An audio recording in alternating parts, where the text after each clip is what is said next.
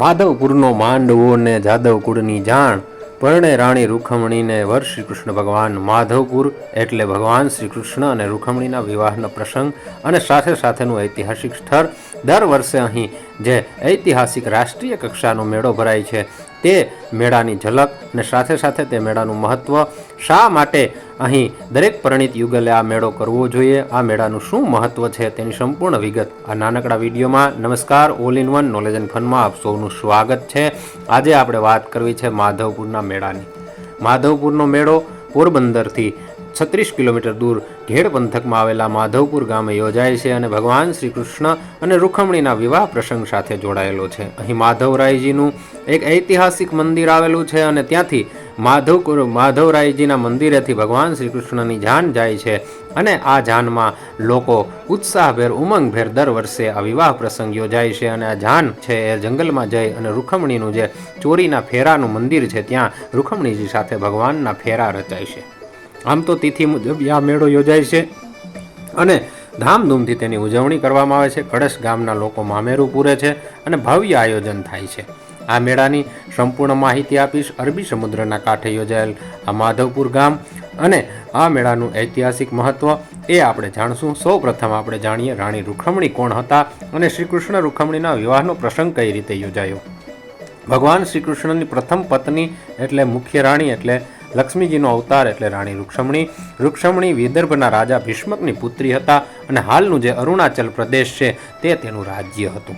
તેમના ભાઈ રૂકમી હતા, તે તેમના લગ્ન શિશુપાલ સાથે કરાવવા માગતા હતા, પણ મનથી રાણી રૂખમણીએ કૃષ્ણને પોતાના પતિ માન્યા હતા અને તે કૃષ્ણને પ્રેમ કરતા હતા. વિશ્વનો સૌ પ્રથમ પ્રેમપત્ર એમ કહેવાય છે કે રૂખમણીએ મોકલેલો ભગવાન શ્રી કૃષ્ણને દ્વારકામાં બલરામ અને ભગવાન શ્રી કૃષ્ણની સિદ્ધિઓ અને સોપાનો છે આસમાને આમતા હતા અને એક બ્રાહ્મણ દ્વારા તેને સંદેશો મળ્યો અને ભગવાન શ્રી કૃષ્ણ શેઠ પશ્ચિમમાંથી આમ એમ કહેવાય ને કે પૂર્વ સુધી ગયા અને અરુણાચલ પ્રદેશથી રૂખમણીનું હરણ કરી અને છેક અહીં માધવપુર આવ્યા અને માધવપુર પછી યોજાયા ભગવાનના રૂડા લગ્ન. એની યાદમાં યોજાય છે આ માધવપુરનો મેળો. માધવપુરનો મેળો એ ચૈત્ર માસમાં એમ કહેવાય ને કે રામનવમીના દિવસે યોજાય છે.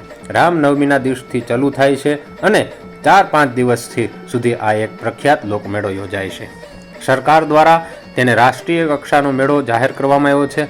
ગુજરાત અને પૂર્વોત્તર ભારતની સંસ્કૃતિ જે 7 સિસ્ટર્સના 7 રાજ્ય ઉત્તર પૂર્વના છે, અસમ, અરુણાચલ પ્રદેશ, જે મિઝોરમ, મેઘાલય, નાગાલેન્ડ, ત્યાંથી લોકો આ મેળો કરવા આવે છે. ત્યાંના જે કલાકારો છે આ પ્રેક્ટિસ તમને દેખાય છે. રંગારંગ કાર્યક્રમ એને યોજાય છે. એક ભારત શ્રેષ્ઠ ભારતનું શ્રેષ્ઠ પ્રતીક માનવામાં આવે છે. મેળાનું પૌરાણિક મહત્વ હવે આપણે વાત કરીએ તો લોકવાયકા મુજબ ભગવાન શ્રી કૃષ્ણએ રૂખમણી સાથે માધવપુરમાં લગ્ન કર્યા હતા.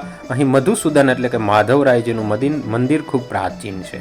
મેળામાં ગણેશ સ્થાપના, મંડપ વિધિ, વરઘોડો, કૃષ્ણ રૂખમણીના વિવાહ, ચોરીના ફેરા વગેરે સાંસ્કૃતિક કાર્યક્રમો ભવ્ય રીતે ઉજવાય છે. કળશ ગામથી મામેરું આવે છે. આ મેળો પૂર્વ અને પશ્ચિમ ભારતને જોડે છે, જેમાં અરુણાચલ પ્રદેશ સહિતના ઉત્તર પૂર્વના રાજ્યોની સંસ્કૃતિની આપણને ઝલક જોવા મળે છે. મેળામાં કળશના મેર જાતિના લોકોની પરંપરા, રબારી સમુદાયની સંસ્કૃતિ અને સ્થાનિક લોકોની જે સંસ્કૃતિ છે તે પણ આપણને જોવા મળે છે.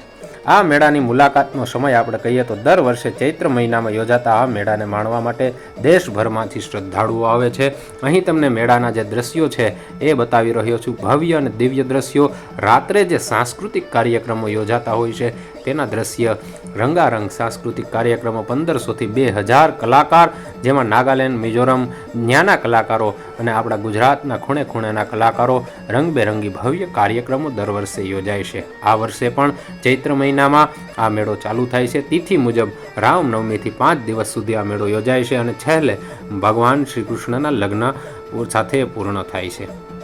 ત્યાર પછી આ મેળો છે એ ભગવાન શ્રી કૃષ્ણની સાથે સાથે દ્વારકા જાય છે અને દ્વારકા પણ 2-3 દિવસનો સાંસ્કૃતિક કાર્યક્રમ યોજાતો હોય છે.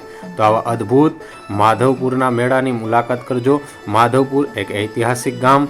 આમ જોઈએ તો પંખીના માળા જેવું આ નાનકડું ગામ. એના જે મેળાના ગ્રાઉન્ડમાં અદ્ભુત જે કૃષ્ણ અને રૂખમણીના વિવાહની ભવ્ય સાંસ્કૃતિક ઝલક યોજાય છે તે એકવાર જરૂર જોવી. સૌને જય માતા.